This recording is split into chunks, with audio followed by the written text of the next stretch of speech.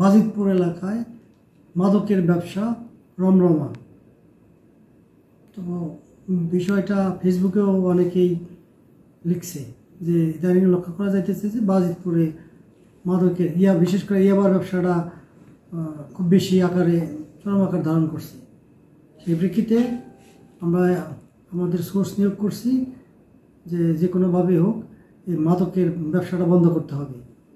তো আজকে সোর্সের ভিত্তিতে জানতে পারি যে বিশাল একটা চালান এখানে আছে। সেই পরিপ্রেক্ষিতে আমাদের ইন্সপেক্টর তদন্ত সঞ্জয় ঘোষ, তার সঙ্গীয় এনায়েত করিম, এসআই রিপন সহ সঙ্গীয় অফিসার ফোর্স বাজিতপুর এলাকায় যায় এবং সোর্সে দেওয়া তথ্য মতে RICL TMX যুগের পর যুগ স্থাপনা থাকে মজবুত। আজকে 1500 পিস ইয়াবা সহ 4 জন লোককে আটক করতে সক্ষম হয়। এর মধ্যে একজন মহিলা আছে, টুম্পা বেগম, অনিক হাওলাদার, নয়ন খালাসি, সজীব গোরামি।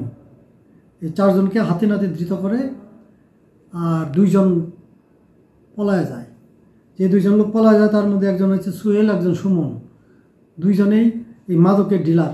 এই যে মাদকের ব্যবসা বাজিতপুরে, সেটা হচ্ছে এই সুমন আর সুহেল, এই 2 জনেই এই ব্যবসাটা পরিচালনা করে। তো যদিও তারা পালায় যেতে সক্ষম হয়েছে, তাদের এই মালটাই আমরা আজকে উদ্ধার করছি। তো অল্প সময়ের মধ্যেই তাদেরও গ্রেপ্তার করব এবং এই বাজিতপুর এলাকায় যে কথাটা বেশি ছড়ায় পড়ছে যে বেশি আকারে মাদক পরিলক্ষিত হয়, সেটা ইনশাল্লাহ থাকবে না। আমাদের মাদকের অভিযান তো প্রতিনিয়ত হচ্ছে।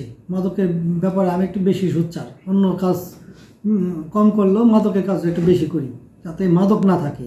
আর বাজিতপুরের যে জিনিসটা দেখলাম, এরা অভিনব কায়দায় ব্যবসা করে। ওরা নৌকায় থাকে, ওদেরকে ধরা অনেক টাফ। ওরা নৌকার মধ্যে থাকে, ওই নৌকার মধ্যে যা রিসিভ করতে হবে, এছাড়া ওই ইয়াবা নিয়ে আসতে পারবে না।